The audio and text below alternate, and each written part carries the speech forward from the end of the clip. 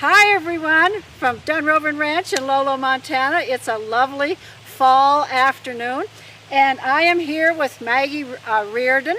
And Maggie is a local wildlife biologist who is, she just sort of fell in our lap, didn't you, Maggie? I did, Yes. yeah. Tell us how you got here. All right, well, me and my fiance actually are both wildlife biologists. We've lived in Missoula for the last 6 years and we're looking to buy a new house. We found one down here in Lolo and actually just in the neighborhood of Suzanne. Yeah. And we are also looking for a wedding venue.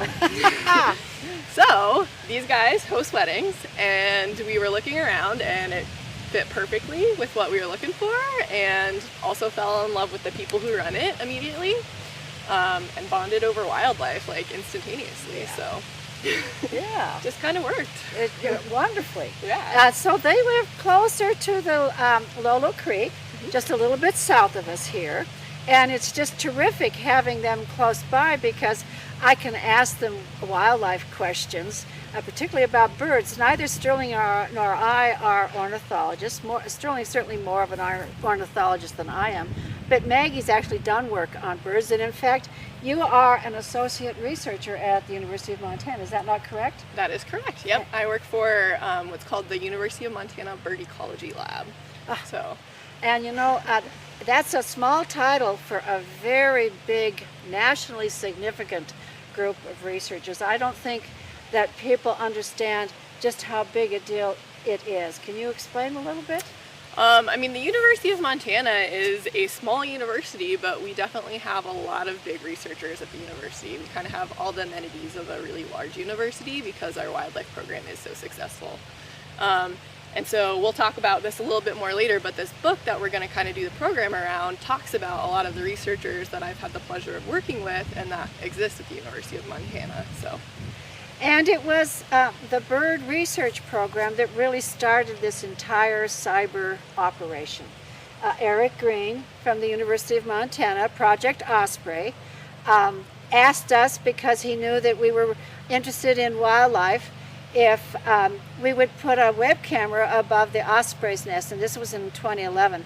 And I think the poor scientist who came out, his name was Heiko, and he remains a very good friend. He now teaches in Saudi Arabia. Oh, cool. Yeah. And he came down here and he went back, and I was told later that he reported back that the woman down there is crazy and practically tackled me when I went down the road. I was so excited. So I wouldn't let him go because I was just so excited to get this web camera on our osprey's nest. You know, the ospreys are just such incredible birds. And we've always enjoyed them, but there's just no good way of getting close. And no good way of looking in that nest. And so the nest was there, and we'd have to wait for a good month to see if there were little tiny bobbleheads sticking up. So I was just so delighted that we were going to put a web camera up there that indeed I didn't let those guys get away. And that led to this. I mean, it's just been an incredible evolution. And I think that the fact that the birds bring us together in so many ways, because they are a ubiquitous part of everybody's life, yes. No matter where you live. You learn to identify the bird songs in your neighborhood. You learn to watch the birds and know the ones that are coming through in terms of migration. And so we really want to build a great bird program here at Dunrovin, and this is the gal to do it. So I'm just thrilled to have you. I'm excited to be here. Tell us a little bit about your background. I understand that your entrance to Montana was not all that great. I mean, it was a little shaky ground. So, I mean, my introduction to the bird world in general was not what I expected.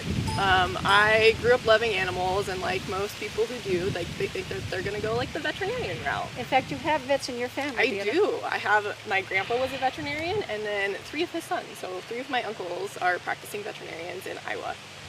So I thought this was kind of, the path I was going to go down. The family business. Yeah.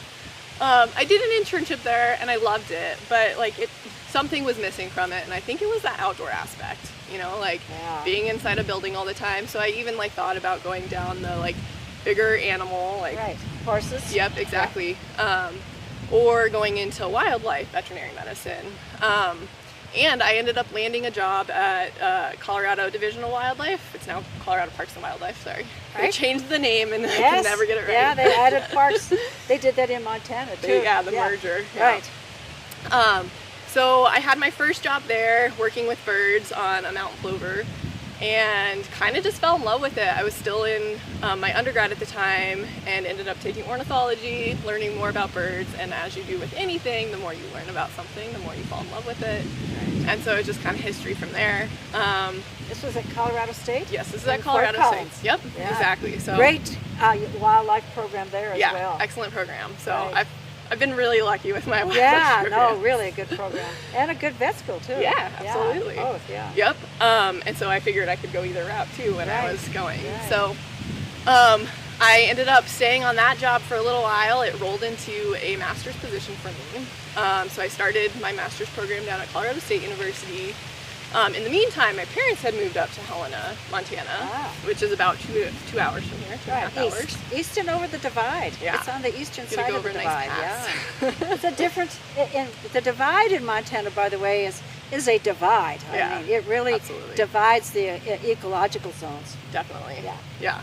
So they moved over there. I came up to visit them a few times, one of them being in June for my brother's graduation. It was snowing in June, and I was like, nope, not Montana. Yeah, winter. You know, he comes early and leaves late. It can be rough. Yeah. And I'm not really a winter person. I'm definitely a summer person. So that was kind of just an instant like, I don't think I'll ever live there.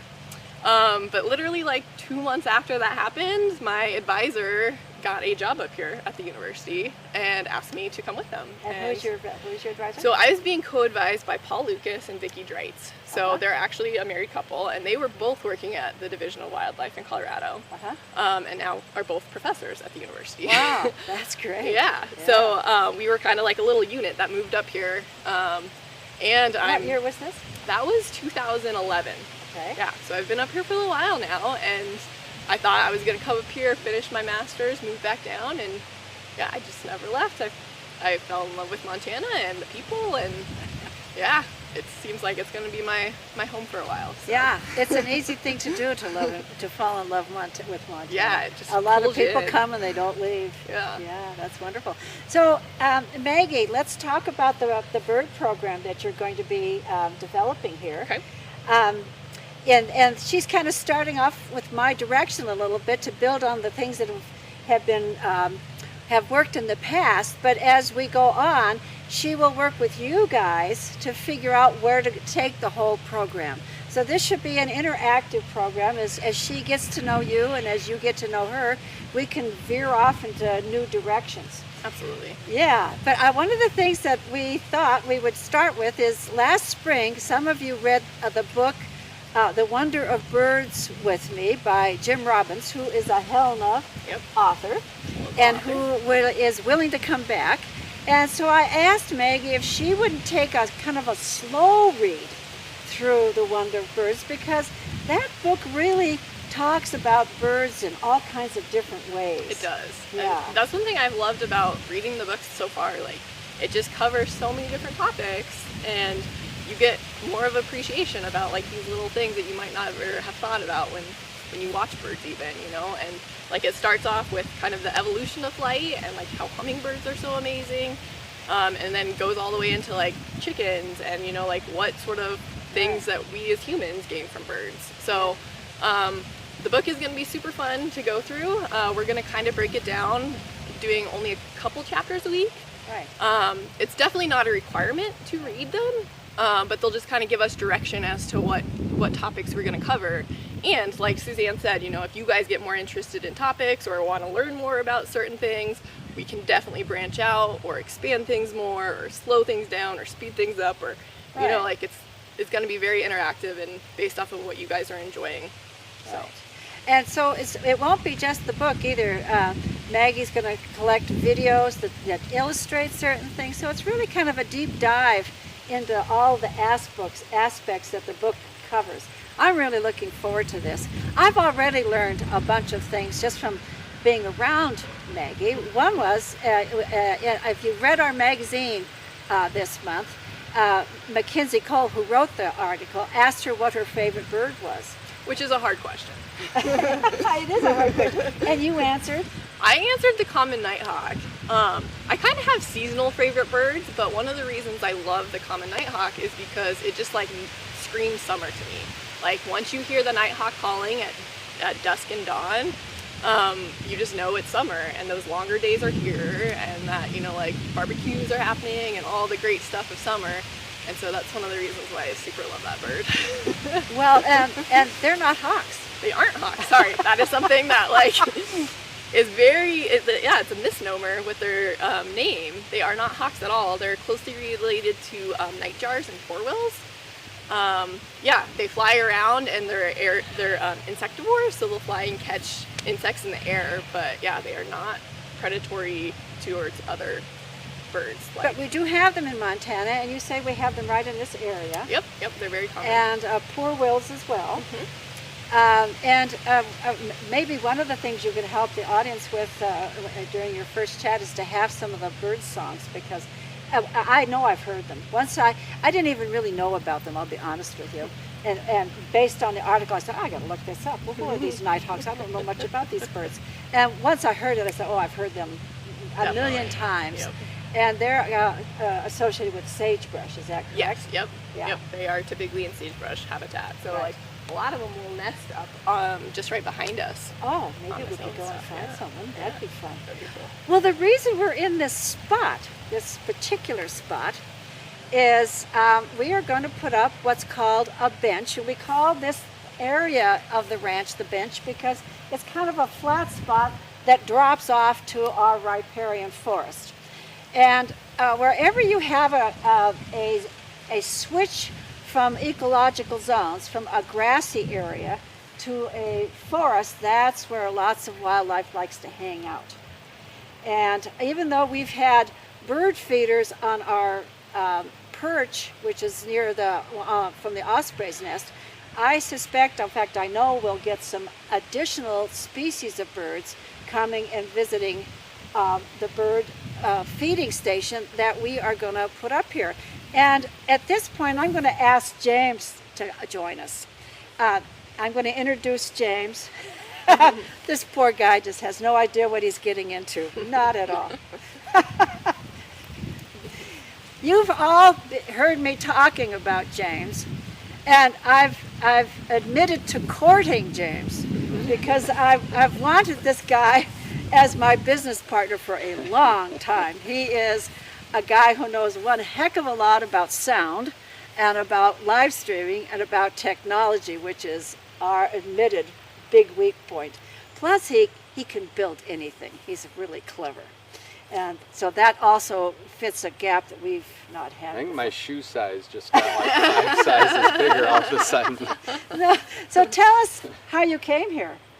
So my wife Kate came down. She was interested in horses about 4 or 5 years ago, and I said, well, you should go down to Dunrovin. I heard they have Tennessee walkers and they're great horses and they do rides. So she came down and took a little tour and met Suzanne, and she came back home and I asked, well, how'd it go? And she's like, well, it was interesting. And I said, well, how so? She said, well, I learned a little about horses, but they do broadcasting from there, and I was maybe invited to be a character on the ranch, and she wasn't quite sure what to make of it, but instantly my interest was piqued because I'd been working in a live streaming business, just started a company at the time, and nobody in Montana does live streaming. Like, who are these people? So, especially on a ranch, I'm like, really? They've got 2 cameras and they're going all over the osprey nest and the ranch? So I had to come down and see what was going on. So, you know, fast forward to now, we've been talking for the better part of 3 or 4 years, and my wife kind of put the horses on a back seat until just recently, and we're going to go full steam ahead. Full steam ahead, and I'm going to give you a little clue about his wife too. She's terrific, and she's an incredible baker and an incredible artist. And I'm talking with her. I want to see if we can't rope her into this madness that we have going out here. She does these great whimsical little animals. I think we're really going to have fun with Kate. So the reason I wanted James out here, though, is we're going to build a bird feeding and a bird bath station out here. And part of the reason that we chose this particular spot is not just because it's the change of ecological zones, which is called an edge, which is a very good place for birds, but we're going to utilize this pole for two purposes. This pole is permanent, it won't be blown down. In fact, the Montana Power Company and Northwest Energy installed this pole originally as an alternative osprey nest stand. But an osprey will not nest here because it's next to a tree that's higher. Ospreys want to be the highest thing within a short area. So they're not going to use this pole, but we can use it in two ways. And I'll let James explain, but we're going to really make this pole sing, aren't we? Yeah, I think the main thing we're going to do is put a camera kind of where the birdhouse is, if you can see that from the long shot. We'll put it up there, maybe a little bit higher, but that should give us a nice view of the tree behind us here and whatever feeders we set up, the bird bath, that sort of stuff. And we'll also have some audio on there, so you can, just like with the nest, what we can hear close up, we'll get the ambient audio going on. And we'll also have broadcasting back to the main ranch office and everything. And this will actually serve as a relay station for another project that we're looking to do. And so you'll be staying tuned on that, I'm sure. Yeah. But we'll get permanent power out here that'll give us reliable power and uptime for that. And yeah, it should be a great little project. So you'll be seeing him with a ditch witch soon, yep. Before freeze up. Yeah, we'll be trenching all along this fence here. And, to put in both electricity and coax? Yeah, we'll put some data cable or something in there, yeah. For future so use. that we have this Wi-Fi repeater, because this is step one to getting to the river. And everybody knows I've been lusting after a river camera for years, because I mean, if you think an ecological, an edge is exciting, a river is even more exciting. Lots of edges plus the water. So speaking of water, we want to put in a bird bath, which will require some electricity and will require some building. And what I'm hopeful of is that Maggie will be our resident bird consultant, and James will be our resident bird builder. To put some bird feeders up here. They will have to be suspended. We do have bears. Yep. And so we don't want to attract bears to our bird feeders. And deer, we've had, in the past when we've had bird feeders too low, the deer get involved. Bird feeders, yeah. And then of course we have squirrels. Mm-hmm. And I think we might want to add a squirrel feeding station to give them, I have no problem with them coming to the party. I just don't want them dominating it. Dominating the party, yeah. So maybe we could put some kind of a squirrel feeder out here as well. And so she will help James put all this together. And those of you who have been with us for a number of years know that we did some experiments out here using our volleyball stanchions. And I think we'll start with that, because once we get it sort of set up, I can see us putting some permanent poles and making it but we will have to, these things always are experimental in my mind. You as you go through a winter, you think, if I had just moved this 6 feet over, the background would have been just perfect, and so I'll give it a year or two before we actually install permanent equipment.